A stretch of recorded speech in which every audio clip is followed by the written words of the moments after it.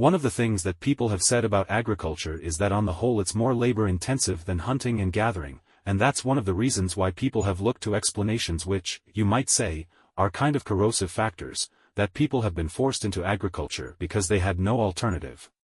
That is ultimately what may happen.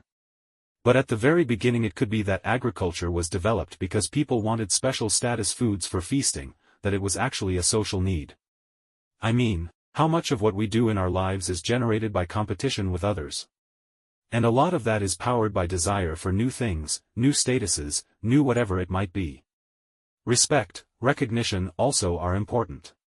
And in small-scale societies a lot of those sorts of factors are generated by the ability to, for instance, throw feasts. One possibility is that some of these foods that were being grown were actually intended especially as feasting foods.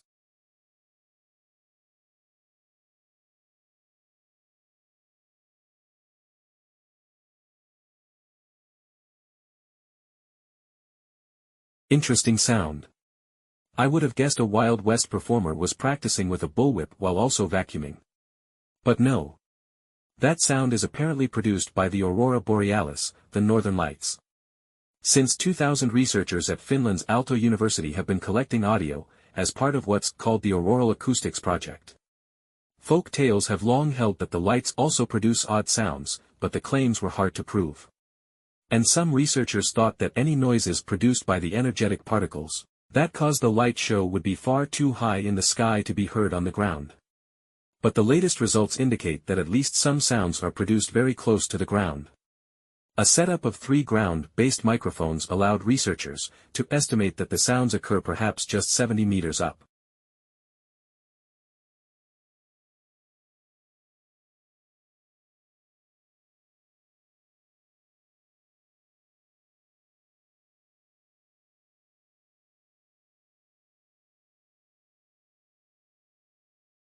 So in a very important tense, memory is the cognitive function that stores knowledge that we've acquired through learning and perception, but also memory is important because memory frees our behavior from being controlled by the present stimulus environment. If you didn't have memory, all you'd be able to do is react to whatever is currently in the environment now, whatever it is that you're experiencing. But memory allows us to respond to past events as well as events in the current stimulus environment, and memory also gives us the means to reflect on our experiences so that we plan for future encounters.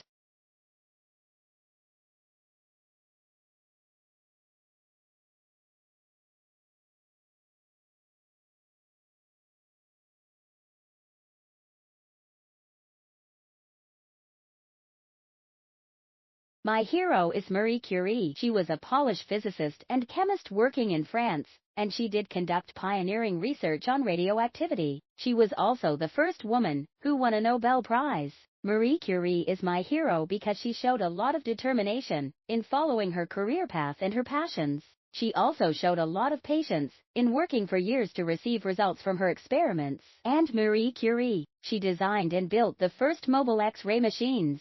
She worked on the front lines of the First World War along with her daughter saving soldiers.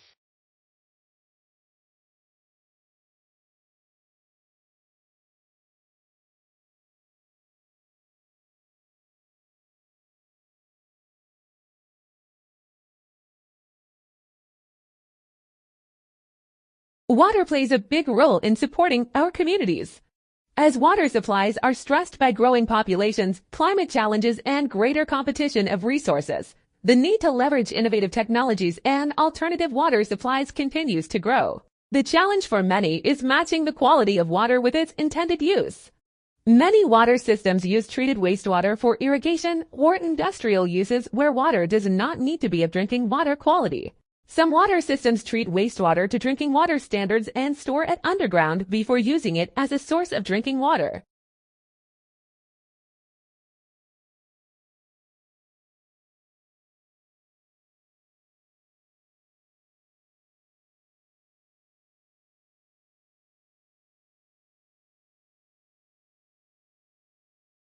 Right now, farm fresh cherries are in the supermarket shelves all over the country. Then there'll be apples and pears. The nation receives a large proportion of these fruits from its agricultural regions. Immigrants pick these crops as they do in the rest of the country. The insecticides they Ray exposed to while working in the farms can be hazardous for not only them but also for their children. Recent research has shown that exposure to certain insecticides can increase the risk of asthma in young children.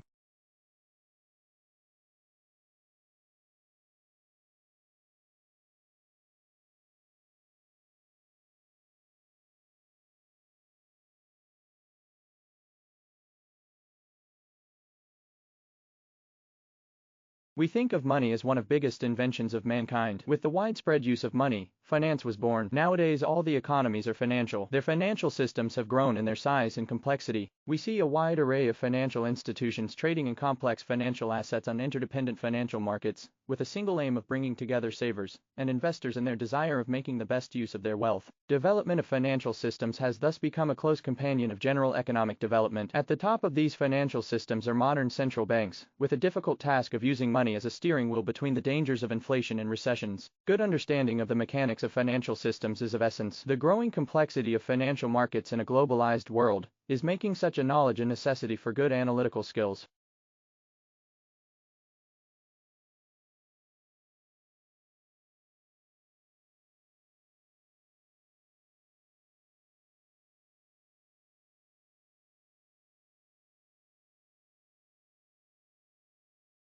Lions used to be common enough throughout South Asia, Iran, Asia Minor and even in Greece.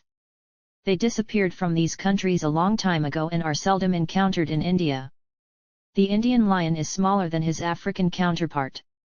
There are two varieties of Asiatic lions, the Persian or Arabian, and the lion of Gujarat, the latter confined to a very narrow district.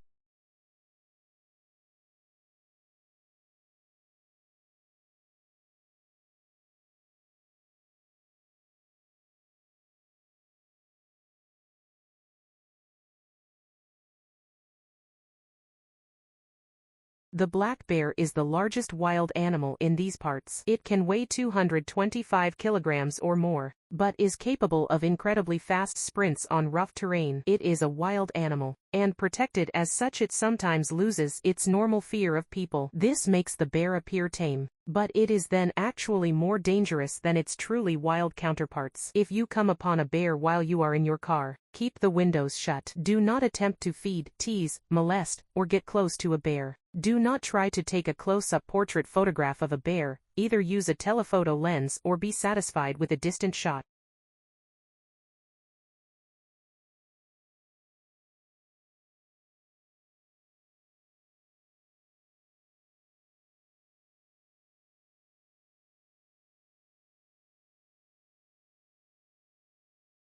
Plants are living, and therefore require food of some kind as well as air and water in the same way, and for the same purposes as do animals. As a rule, we cannot see them breathing and eating, but that is because we do not look in the right way. In our study of plants we must first learn how to see and question them properly, and when we have done this they will show themselves to us, and tell us stories of their lives which are quite as interesting as any animal stories.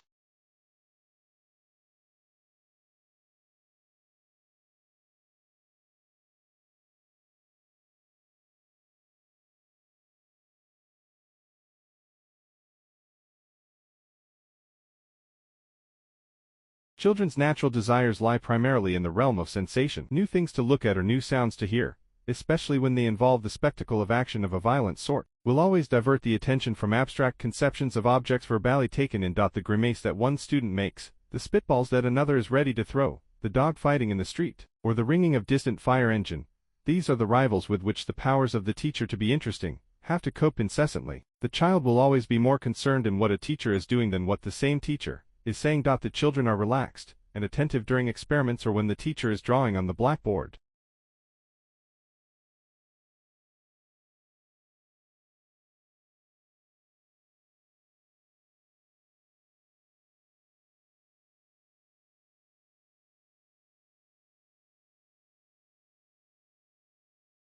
Switzerland in watchmaking followed precisely the example of Germany in clockmaking.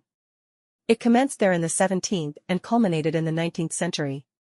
Many thousands of its population were engaged in the business, and it flourished under the fostering care of the government, by the establishment of astronomical observations for testing the adjustment of the best watches, the giving of prizes, and the establishment and encouragement of schools of horology conducted on thorough scientific methods. A quarter of a century ago it was estimated that in Switzerland 40,000 persons out of a population of 150,000 were engaged in watchmaking, and that the annual production sometimes reached 1,600,000 completed movements. The whole world was their market.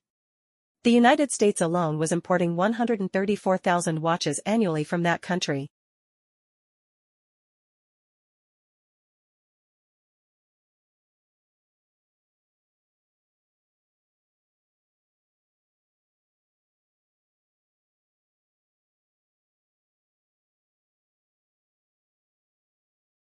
The spectroscope is an instrument by which the colors of the solar rays are separated and viewed, as well as those of other incandescent bodies. By it, not only the elements of the heavenly bodies have been determined, but remarkable results have been had in analyzing well-known metals and discovering new ones. Its powers and its principles have been so developed during the century by the discoveries, inventions, and investigations of Herschel, Wollaston, Fraunhofer, Bronson and Kirchhoff, Steinheil, Tyndall, Huggins, Draper, and others, that spectrum analysis has grown from the separation of light into its colors, by the prism of Newton, to what Dr. Huggins has aptly termed a new sense.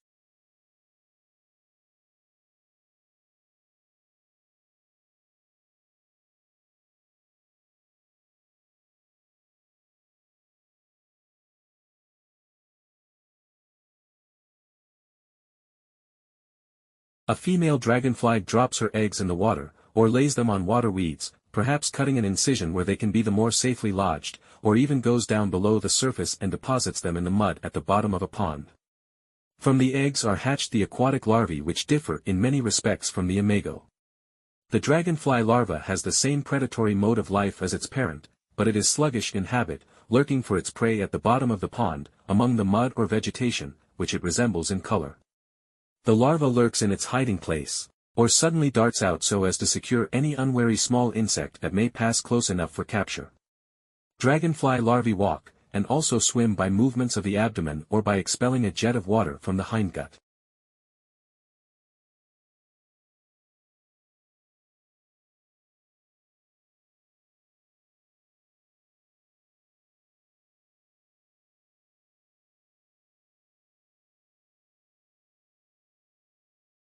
Albert Einstein's theory of relativity is a fundamental pillar of modern physics. It describes how the laws of physics apply to objects moving at different speeds, and how gravity affects the curvature of spacetime. The theory has been verified through numerous experiments and observations, and has led to groundbreaking discoveries, such as black holes and the Big Bang. Its implications extend beyond physics, influencing fields such as astronomy, cosmology, and even philosophy.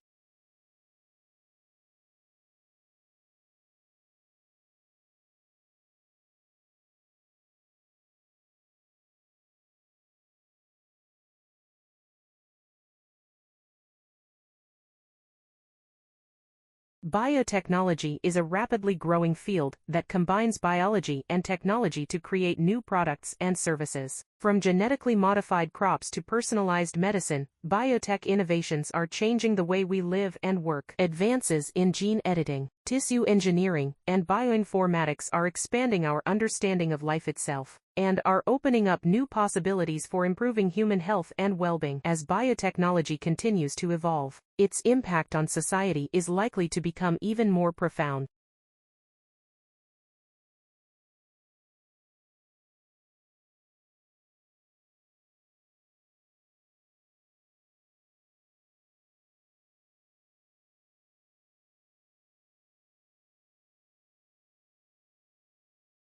Game theory is a branch of mathematics that explores how people make decisions in situations where their choices depend on the choices of others. It has applications in fields as diverse as economics, political science, and psychology. Game theory models can help us understand how markets work, how elections are won, and how conflicts are resolved. The field has grown in importance in recent years as online networks and social media have created new opportunities for strategic interaction.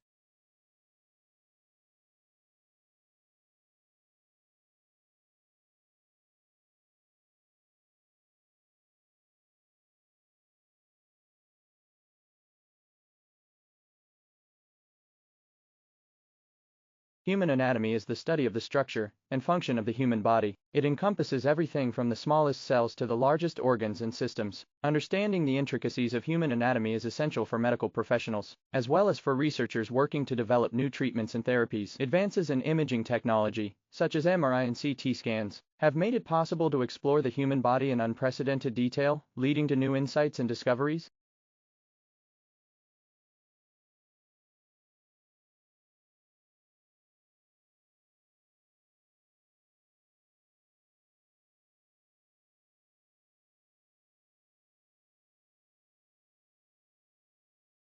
Environmental science is the study of the natural world and its interactions with human society.